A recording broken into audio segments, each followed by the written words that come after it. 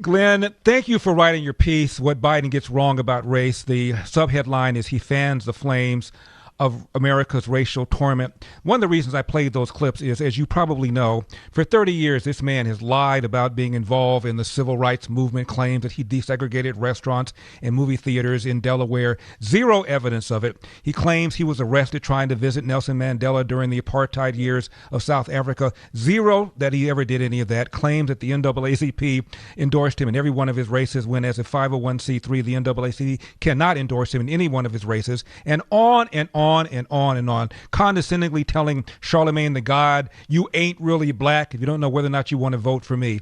Your reaction to Biden's claims of his work in the civil rights movement, that he got arrested trying to visit Nelson Mandela, telling a group of primarily black people that Mitt Romney back in 2012 wants to not regulate Wall Street, wants to unchain Wall Street, wants to put y'all back in chains. That's a pretty good report there, Larry. Well, I mean, the question that I would ask is, why do we black people allow ourselves to be led around with a ring through our noses, being susceptible to such pandering? All anybody has to do is wave this bloody shirt of the white racists are going to get you, but we Democrats are going to protect you from them, and they think that they can get our vote. Biden is just playing in that same kind of role in pandering to black folks, trying to terrify us that he's the only thing standing between us and a lynch mob, and thinks that he can get our vote. I don't know why we are susceptible to that. Glenn, when Obama got elected, I didn't vote for him. I don't vote for tax spend, regulate Democrats. I'm a small libertarian and I'm a Republican. But I will tell you, I was in Boston in 2004, Glenn, when he gave his coming out speech gave the endorsement for John Kerry. And he brought the house down. And I turned to my producer and I said, this man's going to run for president someday, and there's a good chance he's going to get elected. And, of course, I was proven right.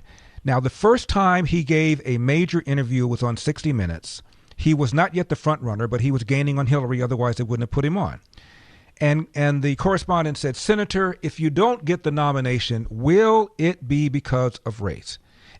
And Steve Croft. And Glenn, I sat back and I said to myself, let's see how this man answered this question. And Obama said, no. If I don't win, it will be because I have not articulated a vision that the American people can embrace.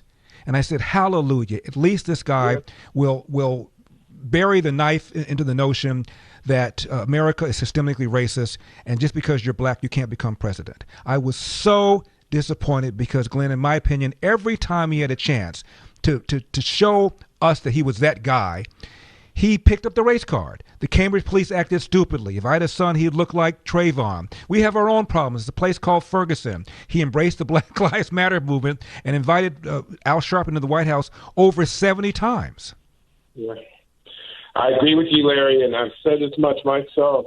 I think that Obama had an opportunity to really change the conversation about race, and that on that dimension, he really let the country down. He could have done something that nobody else could have done. I mean, he could have stood up when there was the rioting going on in Ferguson and the rioting going on in Baltimore, and people talking about burn this BITCH down and all that kind of stuff. And he could have said, I'm for law and order.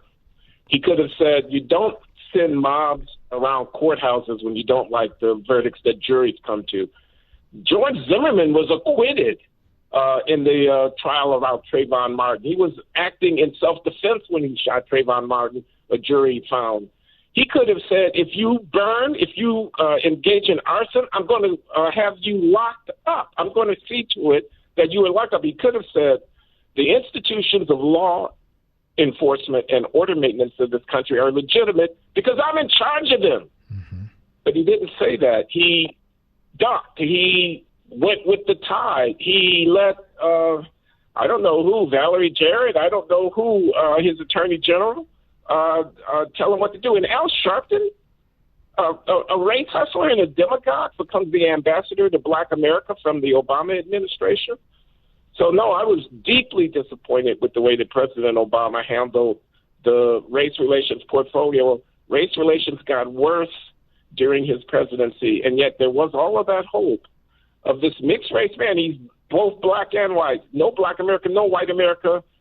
It's in my very DNA. That's a quote. He said, it's in my very DNA. Mm-hmm. He could have said, let's tone down all of this racial identity politics and let's recognize that we are Americans here. And you look at these, there were 4 officers involved. Derek Chauvin was white. One of the other, they were all fired. One of the other ones is white. One of the ones on trial right now is a Hmong American, Hmong. I hope I'm pronouncing that right. Another one has a Nigerian father and a white mother. So how did this become a referendum on white cops against black people? Because the media and activist class seized upon the opportunity, and the Al Sharptons and the race hustlers seized upon an opportunity to leverage that incident into something that will allow them to mount a national movement on behalf of anti-black, fighting so-called anti-black racism.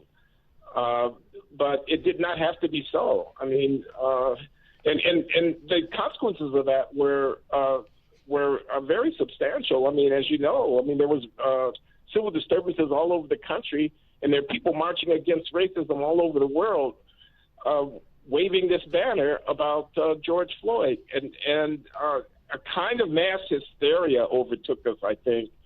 And I'm not actually able to give a complete analysis of why that took place, but I think it's something that we should think very carefully about. Likening the killing of George Floyd to Emmett Till.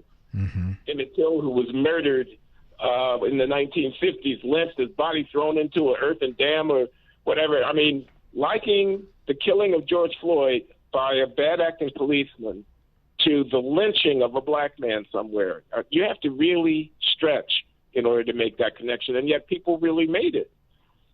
Glenn, I saw a poll that was conducted by a law enforcement organization where people who self-describe as very liberal were asked how many unarmed black men the police kill every year.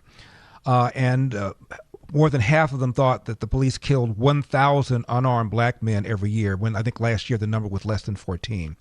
And some 9% of them or so, 9% of the self-described very liberal, thought the police killed 10,000 unarmed black men every year. Yeah. Well, when Jacob Blake wasn't killed, Jacob Blake in Kenosha, Wisconsin, was shot by police officers as he was kidnapping this woman's children, resisting arrest with a warrant out for him, wielding a knife, and police officers shot him. Joseph Biden and Kamala Harris, during the campaign, both met with the family of Jacob Blake and spoke to the country about the suffering of Jacob Blake in the hospital.